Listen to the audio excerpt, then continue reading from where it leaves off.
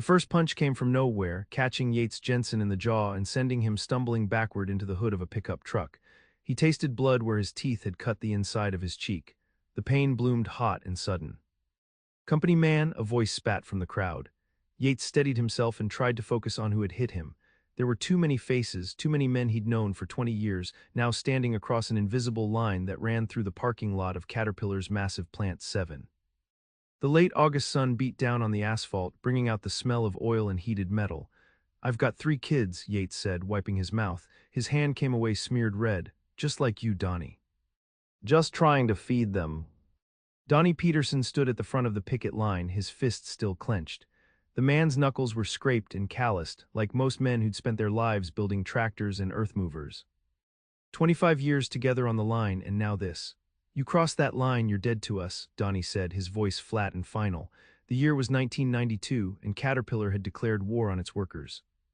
The company wanted concessions, the union was fighting back, and Decatur, Illinois, a company town if there ever was one, was tearing itself apart. Yates had arrived at Caterpillar in 1967, fresh out of high school with a firm handshake and his father's advice. "Get in with Cat's son, they take care of their own." On that first day, he'd stood in the shadow of the enormous beige buildings that dominated the skyline of Decatur. The factory complex stretched for what seemed like miles, a city within a city. Plant 7, where the big earth-moving equipment was assembled, was the crown jewel, nearly 60 acres under roof. The noise had hit him first when he walked inside, the constant clanging of metal on metal, the hiss of pneumatic tools, the rumble of half-built machines being moved across concrete floors. His father had worked at Staley's, the corn processing plant on the east side of town.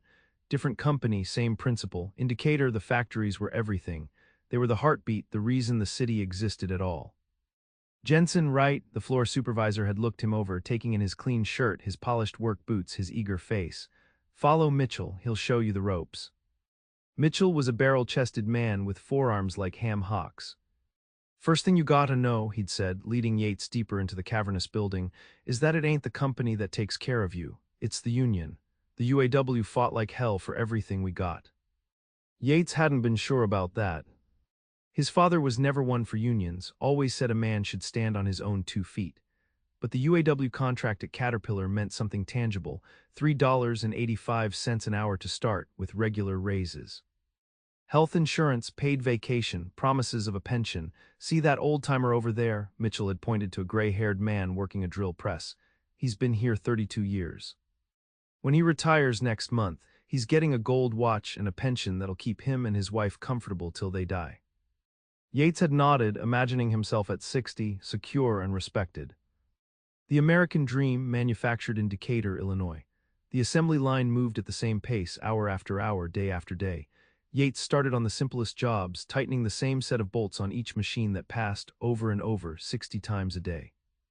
But he studied the more complex positions, volunteered for overtime, made himself valuable. By 1972, he was working on final assembly, handling the sophisticated hydraulic systems that gave Caterpillar's machines their power. That same year, he married Ruth. She was a Decatur girl, daughter of a Firestone worker, with auburn hair that caught the light and a laugh that seemed to bubble up from somewhere deep and joyful. Their wedding reception was at the UAW Hall on North 27th Street, with half of third shift in attendance. "This is the life," his father had said at the reception, clinking his beer bottle against Yates. "Union job, pretty wife, house coming soon. You've done everything right, son." Yates believed it. The 1970s were good to Caterpillar and good to Decatur. The company was expanding, exporting machines all over the world. The factories ran 3 shifts and overtime was plentiful. The money flowed through the city's economy like lifeblood, to the car dealerships on Pershing Road, to the restaurants downtown, to the new subdivisions sprouting up on former cornfields. By 1976, Yates and Ruth had their first child, a daughter they named Ellie. 2 years later came their son, Matthew, and 3 years after that, the surprise little Tammy. They bought a 3-bedroom ranch house on West Main Street, with a yard big enough for a swing set and a garden. Ruth planted tomatoes and zucchini every spring. Yates built a deck off the back of the house, learning carpentry from library books and advice from the old-timers at work. Their life had a comfortable rhythm. Yates worked second shift, 3 to 11, which meant he could see the kids off to school in the mornings, have breakfast with Ruth, mow the lawn, or fix whatever needed fixing around the house before heading to the plant. The paycheck came every Friday with the same reliability as the sunrise. The union contract was renegotiated every 3 years, usually with modest improvements. Yates' dad had been right about one thing: Caterpillar did take care of its people, at least back then. But Mitchell had been right, too. It was the union that had secured those benefits through years of negotiation and occasional strikes. The 1979 contract negotiations had been tense, but in the end, they'd gotten a good deal: a 31% increase in wages and benefits over 3 years. When they brought home the new contract, Ruth had kissed him and said, "We should take the kids to Disney World next summer. They're old enough to remember it now." So in July of 1980, they drove the station wagon to Florida, staying in roadside motels and letting the kids swim in the pools. At Disney, Yates had taken pictures of the children with Mickey Mouse, Ellie's eyes wide with wonder at age 4, Matt trying to look cool at 6, and Tammy barely 1 year old fussing in Ruth's arms. They bought souvenirs they couldn't really afford, ate overpriced hamburgers, and made memories that would have to last. Because what Yates couldn't see, what most of Decatur couldn't see, was that the world was already changing beneath their feet. The trouble started in the early 1980s. Inflation was rampant, interest rates soared, and a recession hit American manufacturing hard. Caterpillar, which had never laid off workers in Decatur before, suddenly shuttered entire departments. Men who had 20 years in found themselves on the street. "It's temporary," everyone said. "The company's too strong, they'll call everyone back when things pick up." But sitting at his kitchen table in October 1982, with the Decatur Herald and Review spread out before him, Yates couldn't shake his unease. The headline read, "Caterpillar posts first annual loss since Depression." The company had lost $180 million that year and was projecting more red ink ahead. "What does it mean?" Ruth asked, setting a cup of coffee in front of him. She wore her pink housecoat, her hair tied back, looking tired after her shift at St. Mary's Hospital. She'd gone back to work as a nurse's aide when the overtime at CAT had dried up. The extra income helped, but it meant they saw each other less. "Ships passing," they called it. "It means trouble," Yates said. He hadn't been laid off, not yet, but he'd been bumped back to a simpler assembly position when his department was consolidated. The pay was the same, but it felt like a step backward. The Japanese are building cheaper machines, Komatsu mainly. They're eating CAT's lunch overseas. Will there be layoffs here? Yates shrugged. They've already cut 5,000 jobs company-wide, but Decatur's their main plant for earth movers. They need us. That conviction that Caterpillar needed Decatur as much as Decatur needed Caterpillar was the city's collective self-deception. The reality was more complicated. In 1983, while the factory limped along at reduced capacity, Caterpillar's executives were making plans. They were watching how Reagan had broken the Air Traffic Controllers Union, PATCO, firing over 11,000 striking workers in 1981. They were studying how other companies were moving production overseas or to non-union states in the South. They were calculating what it would take to break the UAW's power at Caterpillar once and for all. Yates felt the change in small ways at first. New managers appeared, young men in pressed shirts who'd never worked on an assembly line. They talked about global competition and the new reality. They installed electronic monitors on machines to track production rates. They posted charts showing how Japanese workers built more machines per hour than their American counterparts. "It's insulting," Donny Peterson had said one lunch break as they sat in the massive company cafeteria, "like we're the problem. Like we haven't been building the best damn earth movers in the world for decades." Donny was a union steward, always more political than Yates. He wore his UAW jacket with pride, had a Solidarity Forever bumper sticker on his truck, and never missed a union meeting.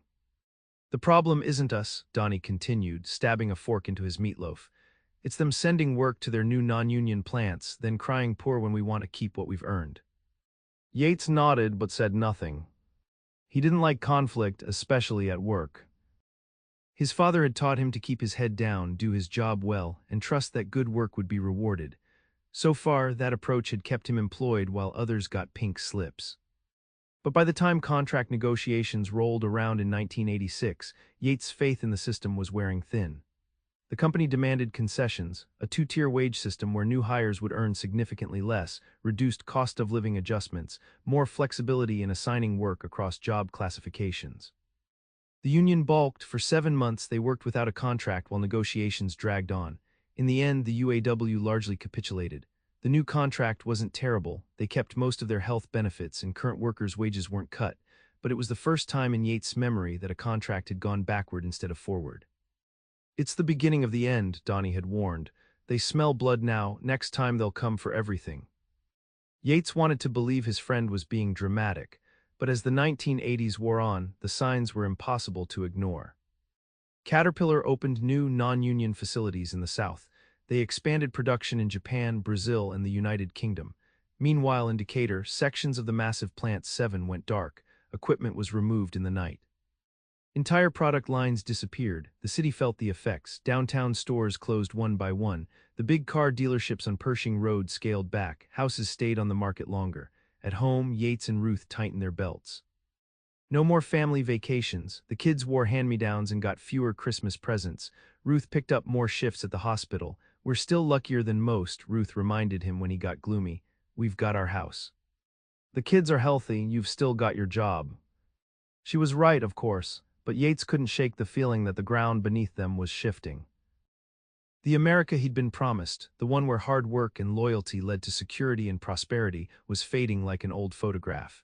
Then came 1991 and the real fight began. Contract negotiations that year were even more tense than usual. Caterpillar, despite returning to profitability, demanded deep concessions. They wanted to freeze wages for 6 years, create an even lower tier for new employees, gain the right to use more temporary workers, and drastically cut health benefits for retirees. They're trying to break us, Donny said at a packed union meeting at the Civic Center. The cavernous room hummed with anxiety. Men Yates had worked with for decades sat with their arms crossed, faces grim. This isn't about competition or survival. Cat made $300 million in profit last year. This is about greed. The UAW's international leadership authorized a strike, but only at 2 locations to start, a limited strategy they called selective striking. The East Peoria plant and the Aurora facility would go out first, putting pressure on the company while allowing workers at other plants to keep getting paychecks. For 5 months, from November 1991 into spring 1992, the selective strike continued. Caterpillar's production slowed but didn't stop. The company shifted work to other facilities, including Decatur, where Yates and his colleagues put in overtime to cover the gap. "Doesn't it bother you?" Donny asked one day in February, catching Yates in the parking lot after shift. The winter wind cut across the vast asphalt expanse, and both men hunched into their coats. "We're undermining our own brothers and sisters." "They're still getting strike pay," Yates said, "and we need the overtime." "Ellie starts college in the fall." Donny shook his head. "They're counting on guys like you to think short-term. That's how they break solidarity." The accusation stung, but Yates pushed it aside. His first responsibility was to his family. Ruth had supported that view, reminding him they had 3 children to think about. Ellie had been accepted to the University of Illinois. Matt was in high school, talking about community college. Tammy was showing real talent in gymnastics, which meant expensive classes and competition fees. In April 1992, Caterpillar escalated dramatically. The company announced it would hire permanent replacement workers if strikers didn't return to work immediately. It was a nuclear option. No major American manufacturer had dared such a move against the UAW since the 1930s. The union, caught off guard by the company's willingness to destroy its relationship with its workforce, capitulated. The selective strike was called off. Workers returned under the terms of Caterpillar's final offer while negotiations continued. Donny was furious. "They bullied us back to work with nothing to show for 5 months on the picket line," he fumed in the break room, "and now they know they can get away with it." By June, with no progress in negotiations, the UAW called a company-wide strike. This time, every Caterpillar facility, including Decatur's massive Plant 7, would shut down. The strike vote in Decatur was nearly unanimous. Even Yates raised his hand when the time came, though his stomach churned with anxiety. This wasn't a short-term strategy anymore. This was war, and wars have casualties. The first day of the strike, Yates stood with Donny and 2,000 other workers around Plant 7. They held signs reading UAW strike and no concessions. Passing cars honked in support. The mood was almost festive, a show of solidarity, a flexing of collective muscle. But as days turned to weeks, the reality set in. Strike pay was $100 a week, a fraction of their normal wages. The summer heat bore down on the picket lines. Company security cameras recorded who was where. Local police stood by, ostensibly to keep the peace, but everyone knew whose side they were on. In July, Caterpillar did the unthinkable. They announced they would open the plants and begin hiring permanent replacements for anyone who didn't return to work. It wasn't a bluff. They ran full-page ads in the Herald and Review and newspapers across central Illinois. They offered wages that were still good by local standards, just not union wages. And in a region where manufacturing jobs were disappearing, where Firestone had already closed its Decatur plant and laid off 1,500 workers, where A.E. Staley's workers were fighting their own battle against concessions, there were plenty of takers. The pressure to cross the picket line grew intense. Ruth's mother called, worried about her grandchildren's future. Yates' brother, who worked at Wagner Castings on the east side of Decatur, asked if his pride was worth losing everything. And Ellie, home from her summer job at night, left college brochures on the kitchen table, a silent reminder of what was at stake. In the first week of August, Caterpillar opened Plant 7's gates. Buses with dark-tinted windows carried replacement workers, scabs in union parlance past the picket lines. The UAW picketers shouted, took photos, wrote down license plate numbers, but they couldn't legally stop the buses. That night, Yates sat in his darkened living room long after Ruth and the kids had gone to bed. The old grandfather clock that had been his father's ticked in the corner. His strike pay wouldn't cover next month's mortgage. The college fund they'd built for Ellie would be depleted by Christmas, and what about Matt and Tammy's futures? The next morning he made his decision. "I have to cross," he told Ruth as they sat at the kitchen table. It was 5 a.m. The coffee pot gurgled, filling the kitchen with its familiar aroma. Outside, the summer darkness was just giving way to dawn. Ruth reached across the table and took his hand. "You do what you have to do for this family. Nobody can judge you for that." But people would judge, and Yates knew it. Crossing a picket line wasn't just breaking a strike, it was betraying a brotherhood. In a city like Decatur, built on factory work, divided loyalties could tear apart not just workplaces but churches, little leagues, neighborhoods, and friendships. He drove to the plant alone, taking back streets to avoid the main picket line at the 27th Street entrance. But there was no avoiding it entirely.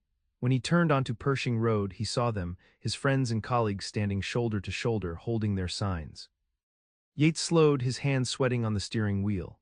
Donny was there, along with Mike from his department, and old Henderson who'd taught him hydraulic systems, and young Harris who had a baby on the way. Men he'd worked alongside for 25 years. He rolled down his window. "I've got to feed my family, Donny," he called out. "You know Ellie starts college next month." Donny walked up to the car, his face a mask of controlled fury. "You think the rest of us don't have families. You think my kids don't need to eat. This is bigger than you or me, Yates. This is about whether working people still have any power in this country." Yates had no answer. He rolled up his window and drove through. That was the first day.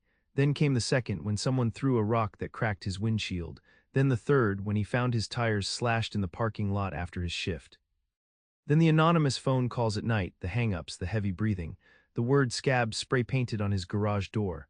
The way conversations stopped when he entered the break room, the way his old friends looked through him as if he were a ghost. And then came the day, 2 weeks in, when Donny Peterson's fist connected with his jaw. "Daddy." Tammy's voice pulled him back to the present. She stood in the doorway of the garage, skinny and uncertain at 13 years old. Behind her, the kitchen light silhouetted her narrow shoulders. "You okay?" Mom said, "Dinner's ready." Yates realized he'd been sitting in the car, engine off, staring at nothing. His jaw no longer hurt from Donny's punch that had been weeks ago, but the memory of it lingered like a phantom pain. "Be right there, princess." He climbed out of the Buick, wincing at the stiffness in his back. 10-hour shifts were standard now. The company was running the plant with a skeleton crew, a mix of replacement workers and what the union called crossovers like himself. They were behind schedule on everything, quality issues were mounting, but Caterpillar was making a point. They could run without the union if they had to. Inside, Ruth had made pork chops, mashed potatoes, and green beans. A normal family dinner, as if everything weren't falling apart. Matt sat sullenly at the table, refusing to meet Yates' eyes. At 16, he was old enough to understand what crossing the picket line meant in a town like Decatur. Old enough to feel the social consequences at school, where teachers' kids wouldn't talk to him and some of the coaches treated him differently. Only Ellie's chair was empty. She was at college in Champaign, an hour away but might as well be on the moon. She called once a week, always when Yates was at work, and spoke only to Ruth. They ate in silence for several minutes before Ruth tried to spark conversation. Mrs. Keller said Tammy did beautifully at gymnastics today. She's thinking she might be ready for the competitive team by spring. Tammy looked up, a flicker of pride crossing her face before she glanced at her brother, and returned to pushing potatoes around her plate. "That's great, Princess," Yates said, "really great." Matt snorted softly. "Something to say, son?" Yates' voice came out sharper than he intended. "Nope," the boy kept his eyes on his plate. "If you've got something on your mind, let's hear it." Matt looked up then, his face flushed with anger. "Coach Stevens asked if my dad was one of the scabs at Cat, said he didn't want to know, but everybody already knew anyway." Ruth intervened. "Matt, your father is working to support this family. That's what fathers do." "The other fathers are on strike," Matt shot back. "Tommy's dad is on strike, so is Kyle's, so is just about everyone's dad except mine." "And how are those families doing?" Yates demanded, his voice rising despite his best intentions. "Tommy's dad had to pull him out of hockey. Kyle's mom is working 2 jobs now. Is that what you want? For your mother to get a second job, for Tammy to quit gymnastics? For us to tell Ellie to come home from college because we can't pay for it anymore?" Matt pushed his chair back from the table. "Maybe I don't want to go to college if it means everybody looks at me like I'm the scab's kid." "Matthew," Ruth's voice was sharp. But the boy was already gone, his footsteps pounding up the stairs, followed by the slam of his bedroom door. Tammy sat frozen, her eyes wide and frightened. "It's okay, Princess," Yates said, his anger collapsing into weariness. "Your brother's just upset, it's not about you." "Is it true what people are saying?" she asked in a small voice, "that you betrayed the Union?" Yates looked at his daughter, still a child, still willing to believe in him, and felt a surge of protective love. "It's complicated, Tam. Sometimes grown-ups have to make hard choices. I'm doing what I think is right for our family." But even as he said it, doubt gnawed at him. Was he really doing this for them? Or was he, as Donny had accused, thinking only of himself, his own comfort, his own fear of change? Later that night, after the kids were in bed, Yates sat with Ruth on the back deck he'd built with his own hands. The August heat had broken slightly, and a gentle breeze stirred the leaves of the maple tree that shaded the yard. They shared a beer, passing the bottle back and forth as they sometimes did when money was tight. "Matt will come around," Ruth said. "He's 16, everything is black and white at that age." Yates nodded. "And what about you? Do you think I made the right choice?" Ruth took a long time to answer. In the yellow light from the kitchen window, her face looked tired, the lines around her eyes deeper than they'd been a year ago. She'd picked up extra shifts to help cover the income they'd lost during the weeks Yates was on strike. "I think you made the only choice you could make," she said finally. "Maybe that's not the same thing as the right choice. But it's the one we have to live with." They sat in silence for a while, listening to the crickets and distant traffic. From somewhere across the neighborhood came the sound of a child's laughter, thin and fading. "I saw Marjorie Peterson at the hospital today," Ruth said quietly, "Donnie's wife." Yates tensed. "How is she?" "Tired, worried, they're behind on their mortgage. The bank sent a notice." "I'm sorry to hear that," and he was. Despite everything, despite the punch, the name-calling, the threats, Yates couldn't hate Donny. They'd been friends too long. "She asked about you," Ruth continued, not in a friendly way. "She wanted to know if you could sleep at night." Yates took a long pull from the beer. "What did you tell her?" "I told her that's between you and your conscience, and that I'd appreciate if she didn't speak to me that way again, seeing as I'm not the enemy." Yates reached over and squeezed his wife's hand. Ruth had her own kind of strength, quieter than his but no less real. She'd grown up in Decatur, understood the unwritten rules of factory towns, the complex social code that governed who spoke to whom, who helped whom, who stood with whom in times of crisis. "They had a second union meeting today," Yates said. "I heard some of the guys talking at work. Caterpillar's offering to let everyone come back, no penalties, but under the company's terms. No contract yet, just keep working while they negotiate." "Will they take it?" Yates shrugged. "Some want to. They're bleeding money, losing their houses, but the hardliners, Donny and his crowd, they'll never give in. They say if they go back without a contract, the company wins everything." "And what happens to Decatur if this keeps going?" Ruth's voice was soft with worry. "Staley's workers are locked out. Bridgestone/Firestone might go on strike next. The whole town is coming apart." She was right. In a cruel twist of fate, Decatur's 3 largest employers, Caterpillar A.E. Staley and Bridgestone/Firestone were all in labor disputes simultaneously. 6,000 workers in a city of 84,000 were either on strike or locked out. Businesses were closing, crime was rising. The social fabric that had held Decatur together for generations was fraying thread by thread. "I don't know," Yates admitted. "I just don't know anymore." He looked up at the stars, faint through the light pollution of the city. The world had seemed so simple once. Work hard, take care of your family, respect the company that feeds you, stand with your union brothers, the rules of his father's generation, but those rules no longer applied. The company didn't care about Decatur, not really. It was just one node in a global network. The plants in Asia, South America, and Europe weren't going on strike. They were building machines, taking Decatur's work piece by piece. And the union's power, which had seemed unbreakable when Yates was young, was crumbling against the new reality of global capitalism. He was caught in the middle, along with thousands of other men and women in Decatur. Too old to start over, too young to give up, trying to navigate a world where the old maps were useless. "Come to bed," Ruth said gently, taking the empty beer bottle from his hand. "Tomorrow's another day." Another day of crossing the picket line, another day of cold stares and muttered insults, another day of wondering if he'd made the right choice. October brought a chill to the air and an escalation to the conflict. The UAW, realizing they were losing the battle of attrition, voted to return to work without a contract. It was a strategic retreat, a way to get their members back on the job while continuing to fight through other means. But Caterpillar, sensing victory, refused to allow a full return. They would only take back workers as needed, they said, and they would keep the replacement workers they'd hired. "It's illegal," Donny raged at an emergency union meeting. "They can't just keep scabs when strikers want a return." But they could, and they did. Decatur police maintained a heavy presence around the plant as tension mounted. The FBI sent agents to monitor the situation. The governor of Illinois offered to mediate, but Caterpillar declined. The company's strategy became clear: break the union completely by dividing the workforce, keep enough crossovers and replacement workers to run the plants, while slowly bringing back selected strikers who would be grateful just to have a job. In the increasingly toxic atmosphere, violence flared. Cars belonging to replacement workers were vandalized. A crossover's house was pelted with eggs and rocks. A replacement worker pulled a gun on picketers who surrounded his truck. Police in riot gear separated screaming workers from each other outside Plant 7's main gate. Yates kept his head down, driving to work with his windows up and the radio off. He performed his job mechanically, avoiding eye contact, speaking only when necessary. At home, he said little about what happened at the plant, but the strain was showing. He slept poorly, waking from dreams where he was falling from great heights or being chased through the factory by faceless pursuers. He lost weight. His hands developed a slight tremor. Ruth watched him with quiet concern.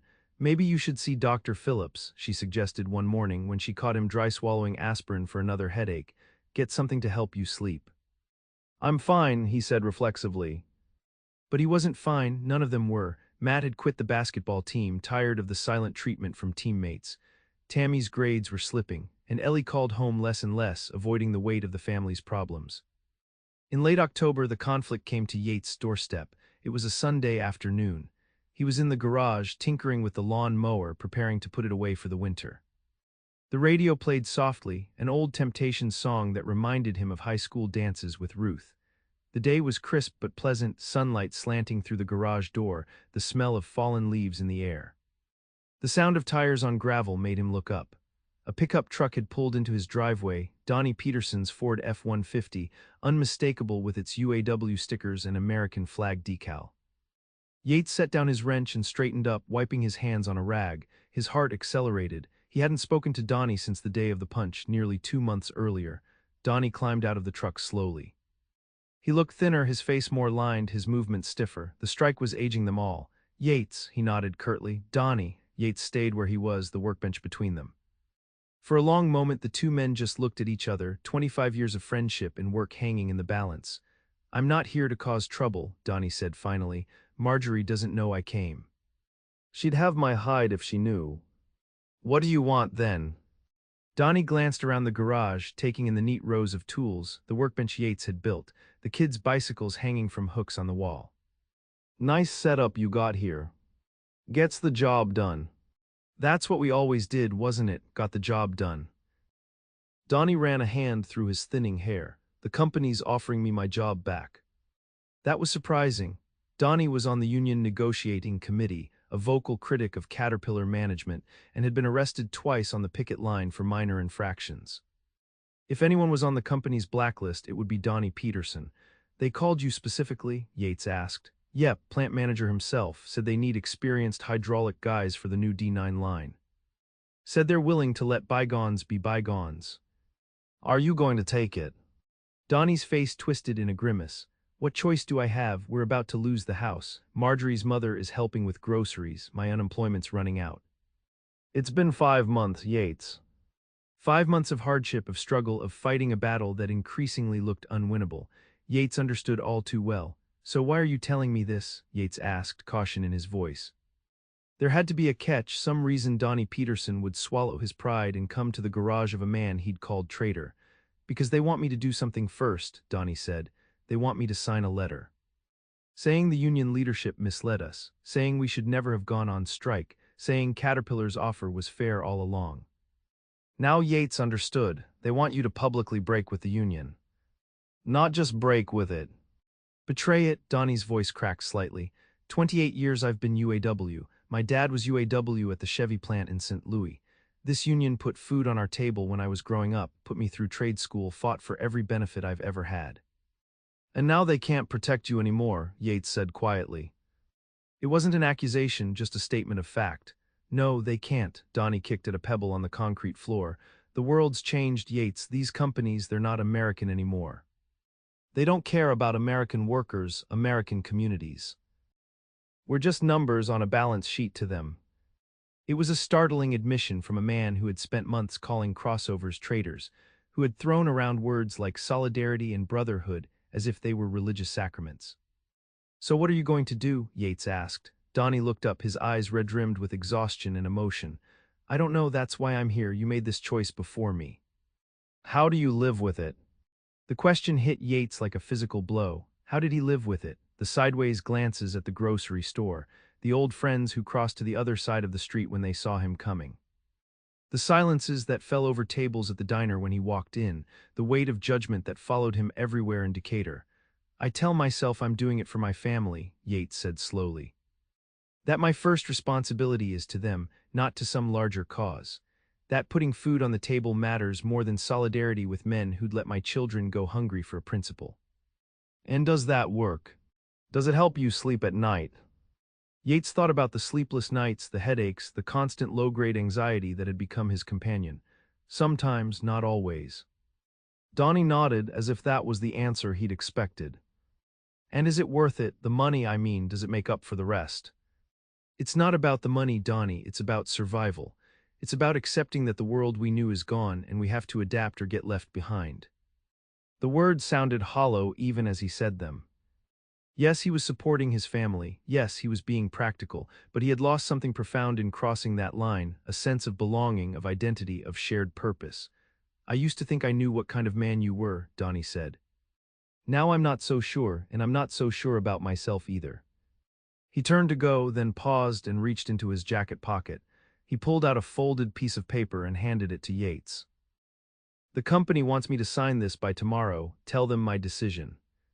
Yates unfolded the paper.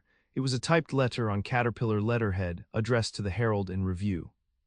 The language was exactly as Donny had described, a total repudiation of the strike, of the union leadership, of the very concept of collective action. At the bottom was a blank line for Donny's signature. What do you want me to say? Yates asked, looking up from the paper. Donny was already climbing back into his truck. Just tell me if you think it's worth it. The money, the job, the security. Is it worth what it costs? Before Yates could answer, Donny started the engine and backed out of the driveway. That night, Yates couldn't sleep. He lay awake beside Ruth, staring at the ceiling, turning Donny's question over and over in his mind. Is it worth what it costs? The strike had revealed fault lines not just in Decatur, but in Yates himself. He had always thought of himself as a principled man, someone who stood by his word, his friends, his community. But when pushed to choose between abstract solidarity and concrete family needs, he had chosen the latter without much hesitation. What did that say about him? What kind of man was he really? Around 3 in the morning, he gave up on sleep and went downstairs. In the dim light of the kitchen, he made a cup of instant coffee and sat at the table, cradling the warm mug in his hands. The house creaked and settled around him. This home, built in 1962, had been their dream once. He and Ruth had scrimped and saved for the down payment, had painted every room themselves, had planted trees that were now tall enough to shade the yard. It was the place where their children had learned to walk, where birthdays had been celebrated, where 1,000 small moments of family life had accumulated into something precious. And he had crossed the picket line to keep it. To maintain this life, this stability, this illusion that nothing fundamental had changed, but everything had changed. The Decatur he knew was disappearing. The social contract that had governed life in the industrial Midwest, hard work in exchange for security, loyalty rewarded with protection, had been unilaterally rewritten. Caterpillar was sending a clear message: workers were expendable, communities were expendable, America itself was just one market among many. The realization settled over Yates like a physical weight. He had been fighting to preserve something that was already gone. In the morning, he called in sick for the first time since crossing the picket line. Then he drove to Donny's house, the letter folded in his pocket. The Peterson home was a modest bungalow on the north side of town, similar to Yates' own but showing more signs of wear. The paint was peeling around the window frames. One of the concrete steps leading to the front porch was cracked. The lawn, once Donny's pride, was patchy and overgrown. Marjorie Peterson answered the door, her expression hardening when she recognized him. "What do you want?" "I need to speak with Donny. It's important." She hesitated, then called over her shoulder, "Donny, it's Yates Jensen." Donny appeared behind his wife, unshaven, wearing a flannel shirt and jeans that hung loose on his frame. He'd lost at least 20 pounds since the strike began. "It's okay, Marge," he said. "Let him in." She gave Yates a cold look but stepped aside. The inside of the Peterson home told the story of 5 months without a paycheck. The living room furniture was gone, sold, Yates guessed, to make a mortgage payment. The walls were bare where family photos had once hung. In the kitchen, the cupboard stood open and mostly empty. "Place is a bit sparse these days," Donny said, following Yates' gaze. "We've been downsizing, you might say." "Donny, Save it," Donny cut him off. "I don't need your pity. You made your choice, I made mine." "That's what I came to talk about." Yates pulled the letter from his pocket and handed it back. "Don't sign this." Donny looked at the letter, then at Yates, confusion crossing his face. "But you said—" "I know what I said, but I was wrong." The words came easier than Yates had expected. "This letter isn't just about you or me or even this strike. It's about letting them destroy everything our fathers and grandfathers built. It's about surrendering the last bit of power working people have in this country." Donny's expression was guarded. Pretty words coming from someone who crossed the line. "I crossed because I was scared," Yates admitted. "Scared of losing my house, my kids' futures, scared of change, but the change is coming whether we fight it or not. The question is whether we face it on our terms or theirs." "What are you saying, exactly?" "I'm saying I made a mistake. I'm saying that if we let them break us as individuals, pick us off one by one, then everything our unions fought for over the last 50 years is lost. Not just for us but for our kids, for every working person in America." Donny studied him, skepticism plain on his face. "And what about your family, your house payment?" "Ellie's college tuition." "We'll figure it out." Yates wasn't sure how exactly, but he knew they would. Ruth would understand, she always did. Some things matter more. "Like what?" "Like being able to look my son in the eye again. Like teaching my daughters that some principles are worth fighting for, even when it's hard. Like being the kind of man I want them to remember me as." Donny was silent for a long moment. Then, without a word, he took the letter, crumpled it in his fist, and tossed it into the kitchen trash. "So what now?" he asked. "You going back on strike?" "I don't know if they'd have me," Yates said, "but I'm done crossing that line." The next morning, instead of driving to the plant, Yates went to the UAW hall on North 27th Street. The brick building, once bustling with activity, was quiet now. Most members couldn't afford to spend time there anymore. They were working second jobs, hunting for new careers, or standing on the picket line. The local president, Larry Graham, was surprised to see him. Yates Jensen. "To what do we owe the pleasure?" The sarcasm was thick, but Yates pressed on. "I want to come back. I made a mistake crossing the line. I want to stand with my brothers and sisters again." Graham leaned back in his chair, eyeing Yates with suspicion. Just like that, you expect us to welcome you back with open arms after you help the company break our strike.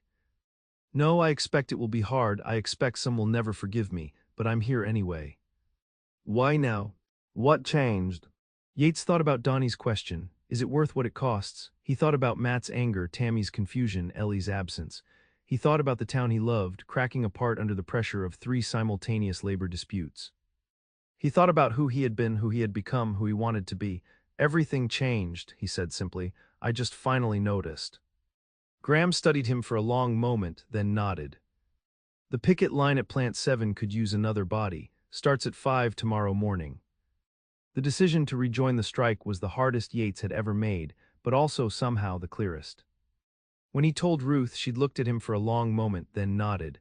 I wondered when you'd come around, she said. You haven't been yourself since this started. We'll lose the house, he warned. We'll have to pull Ellie out of school, at least for a semester. Maybe we'll find another way, she squeezed his hand. But I'd rather lose the house than lose you, and that's what was happening, Yates. You were disappearing right in front of us. Matt's reaction was more dramatic. When Yates told him over dinner that night, the boy's eyes widened. For real, you're going back on strike. For real? Matt pushed back from the table and to Yates' shock hugged him fiercely. I knew you weren't like they said. I knew you weren't a scab at heart.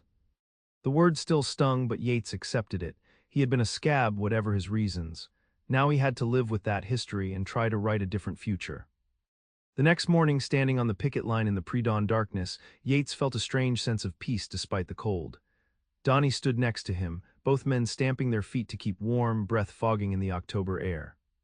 Heard the company's bringing in another busload of replacements today, Donny said. They're cleaning out the production lines, moving equipment to their non-union plants. This could be the end of Caterpillar in Decatur. Yates nodded. The signs had been there all along for those willing to see them. The company was using the strike as cover to accelerate changes they'd planned for years. Even if the UAW won this battle, the long-term war might already be lost. So why are we still here, Yates asked. If it's already over, why keep fighting? Donny looked at him, surprise in his eyes. You really don't know. I thought I did. Now I'm not so sure. Donny gestured to the men and women standing around them. Old-timers with decades at CAT, younger workers with small children at home, all of them cold, tired, and increasingly desperate. We're here because this is our town, our lives. If we just roll over and take whatever they give us, then what was any of it for? The work, the sacrifices, the years we gave them. But if the jobs are already gone, then we need to be fighting for something else. Severance, retraining, pensions, a say in how this transition happens. Donny's voice grew more passionate. We built this company with our sweat and blood.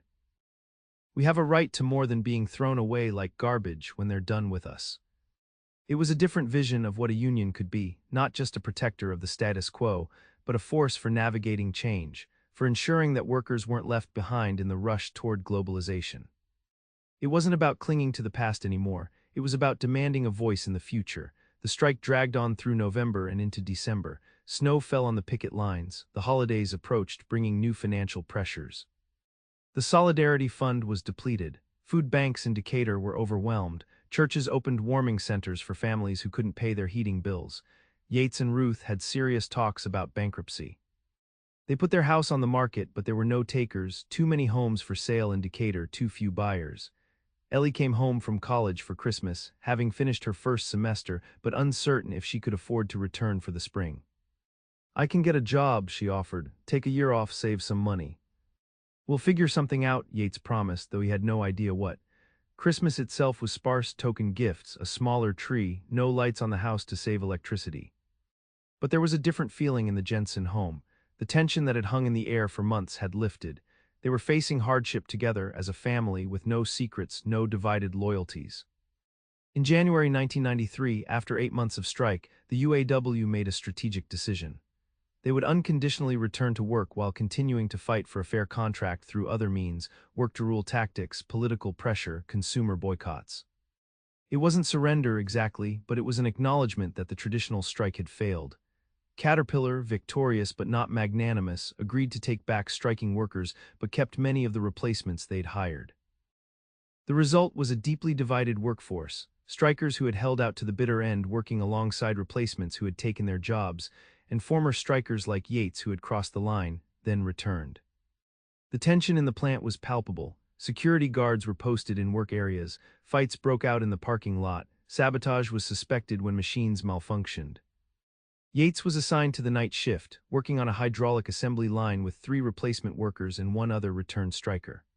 The replacements were young men from small towns outside Decatur, grateful for the good wages Caterpillar offered, oblivious or indifferent to the union tradition they had helped undermine.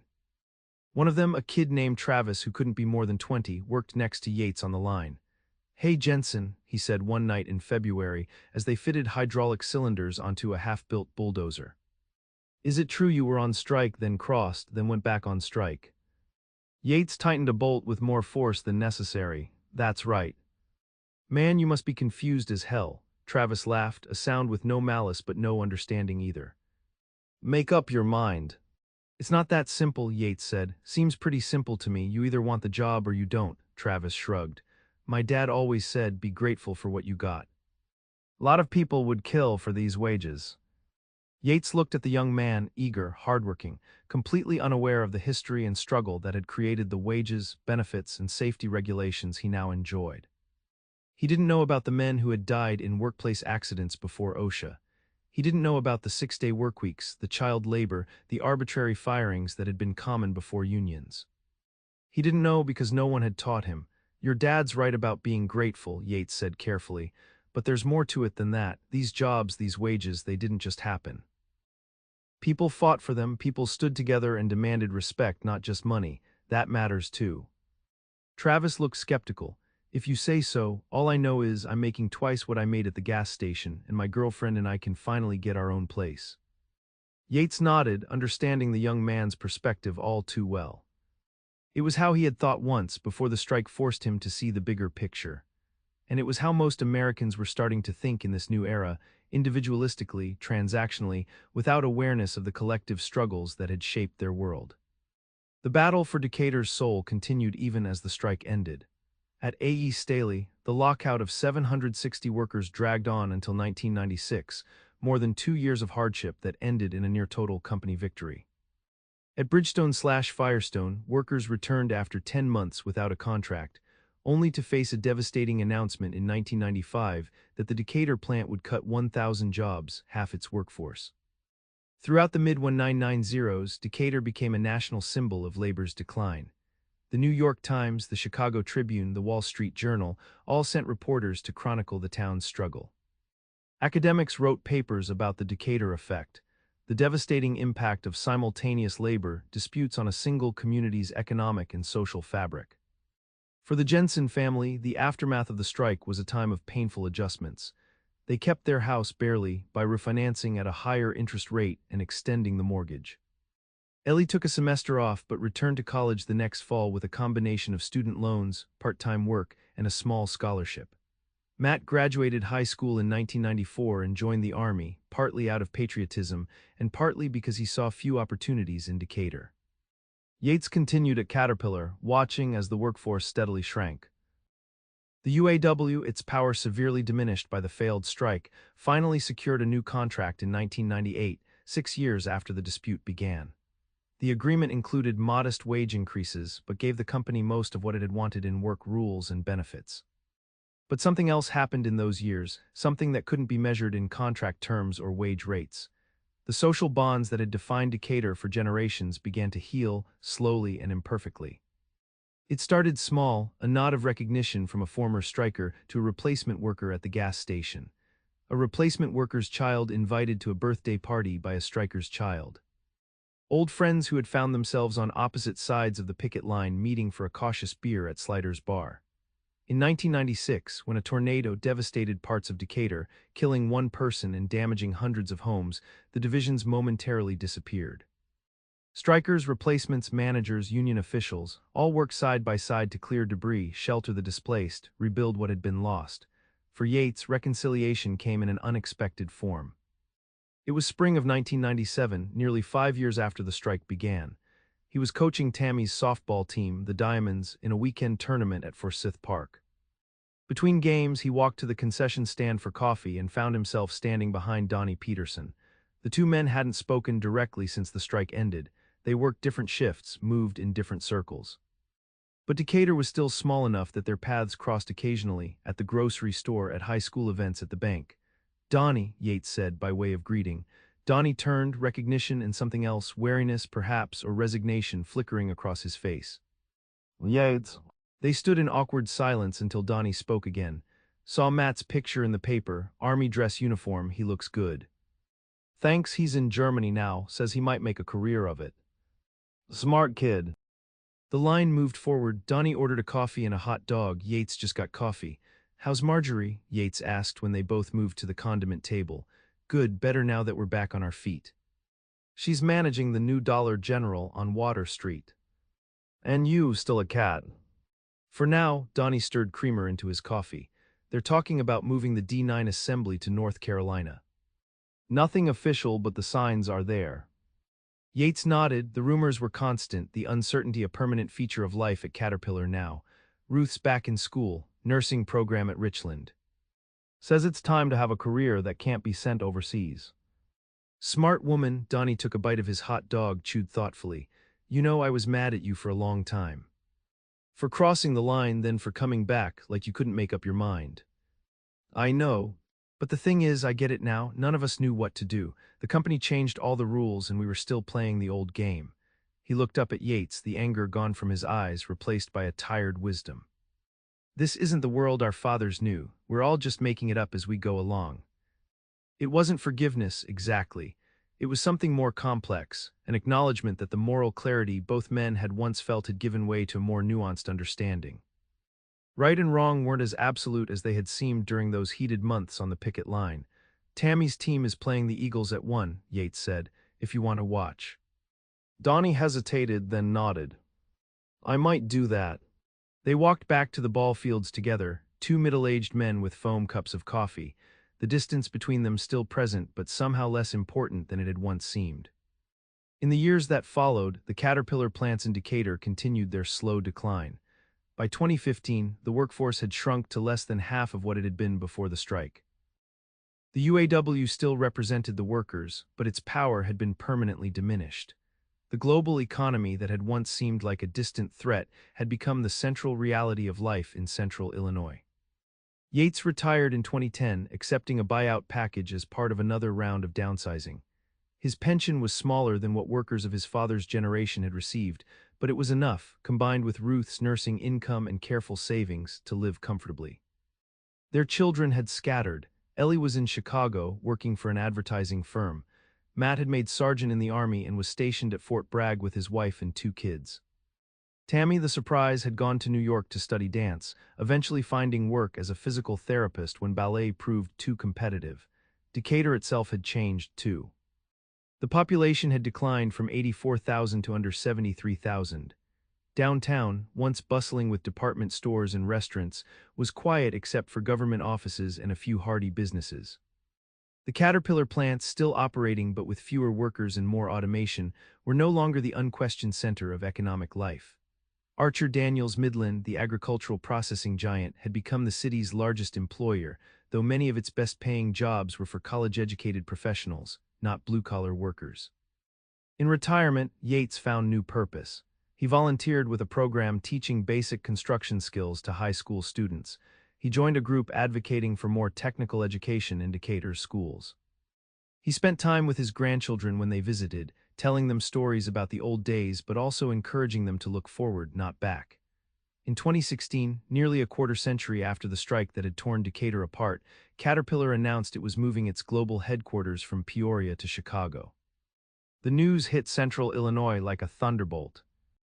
The company that had defined the region for nearly a century was distancing itself even further from its roots. That spring, the UAW held a reunion for veterans of the '92 strike. It wasn't an official event, more of a gathering at the Knights of Columbus Hall with a cash bar and potluck dishes.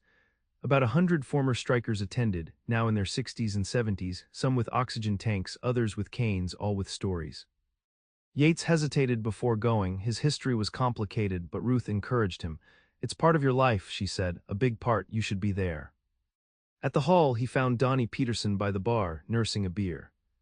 The two men had developed a cautious friendship over the years, occasionally meeting for coffee or running into each other at community events. Donny had retired a few years before Yates, after a heart attack scared him into leaving what had become an increasingly stressful job. "Never thought I'd see the day," Donny said, gesturing around the room at the gray-haired men and women, some still wearing faded UAW jackets. 24 years. "Can you believe it?" "Sometimes it feels like yesterday," Yates said, accepting a beer from the bartender. "Other times like ancient history." They found a table in the corner and were soon joined by others. Mike Wilson, who had gone back to school after the strike and became an IT specialist. Hank Gillespie, who had opened a small engine repair shop when Caterpillar downsized his department. Linda Townsend, who had been one of the few women on the assembly line and now ran the union's retiree program. The conversation flowed easily, jumping from memories of the strike to updates on children and grandchildren, health concerns, retirement hobbies. There was a warm nostalgia to it all, but also an undercurrent of loss, for the solidarity they had once felt, for the certainties they had once believed in, for the Decatur that had existed before global capitalism transformed it forever. "Remember when we thought we could stop them," Hank said, shaking his head. "When we believed that if we just held together, they wouldn't dare destroy what had been built here." "We were naive," Linda said.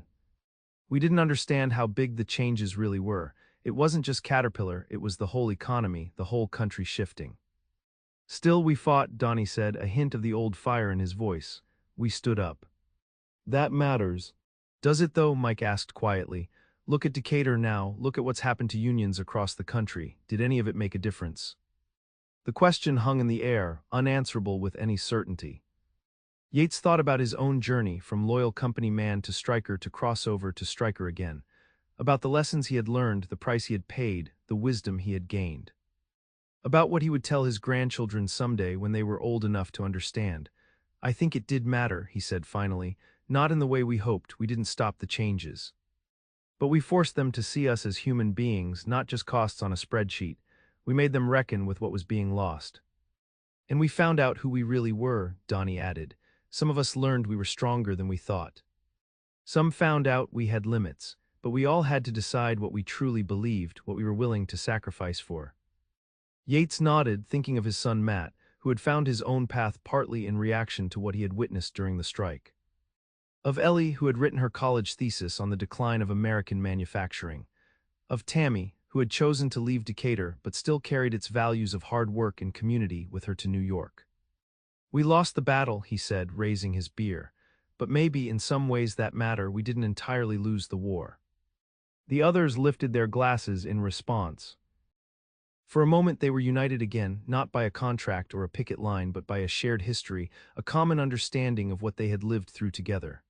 The strike had divided them once, but time had revealed a deeper truth.